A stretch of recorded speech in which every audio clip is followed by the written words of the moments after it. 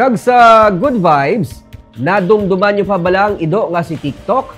Ang ido nga may 5 ka mga igo sang Indian pana sa lawas nga na-rescue sa Murcia. Nag-ayo na siya. Amo man ang isa pagid kay ido nga gikan man sa Murcia nga may igo man sang Indian pana. May report si Romeo Subaldo. Amo na lamang sini ang kalipay ni TikTok sa ginbisita sa klinik sang pamilya sang gindak-an niya sa Banwa sang Murcia.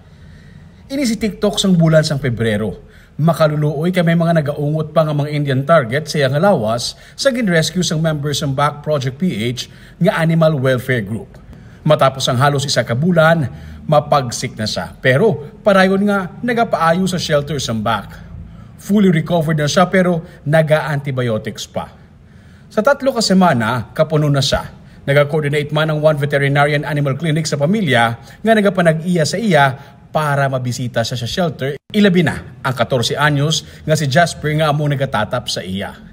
Paano fully recover naman siya pero ginapa danay ni Doc ay ang iyang alawas puro di ka antibiotic.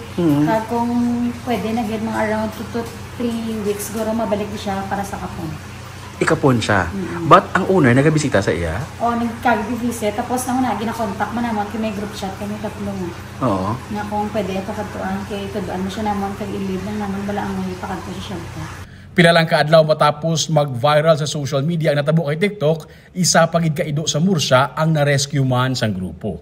Siya naman si Bulldog, may igo man sang Indian target.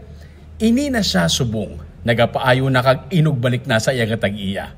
Pero ipahangpon anay ang tag-iya sang iya responsibilidad bilang isa ka pet owner. Nang ibalik siya kay tatay pero amo na nang i-educate to danay sila pero at least nakapon na siya kay gagwa siya kay amo na doga pang lais bala. Sagay gali ang kapon sa makapagi gali sige gwa-gwa ito. Parehos nga survivor ang duha ka mga ido pero tubtob karon nagapabilin sa gihapon nga at large ang nagpanghalit sa ila. Romeo Subaldo para sa Digicast Negros.